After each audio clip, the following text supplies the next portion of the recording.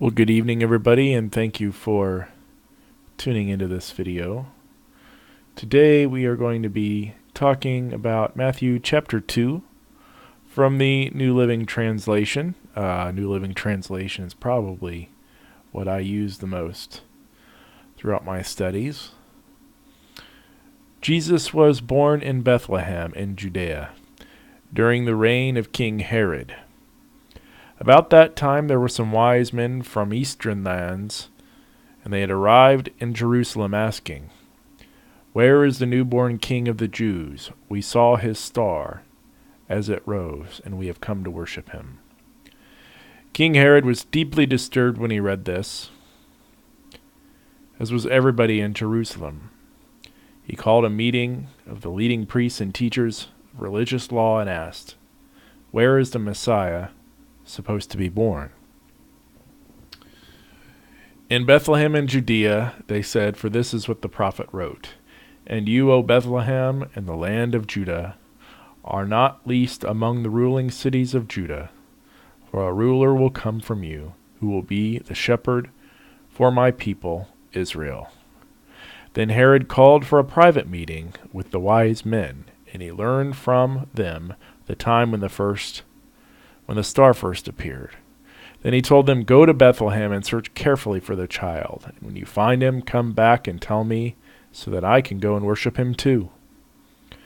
After this interview, the wise men went their way, and the star they had seen in the east guided them to Bethlehem, and went ahead of them and stopped over the place where the child was. When they saw the star, they were filled with joy.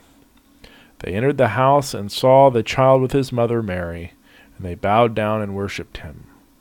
Then they opened their treasure chests and gave him gifts of gold, frankincense, and myrrh.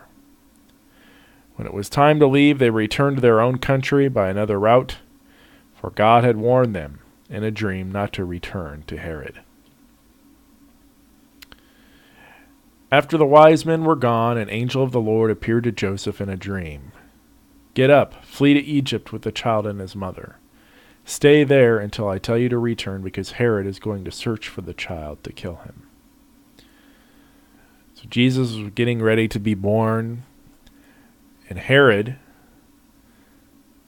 was just furious. He doesn't want anyone usurping his power or anything like that. And of course, he's telling them, "When is the child going to be born? I want to worship him too." And we see that's not really what he had in mind.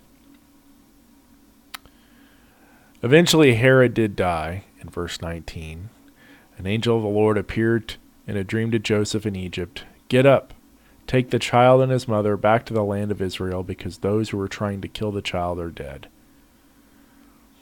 So Joseph got up and returned to the land of Israel with Jesus and his mother.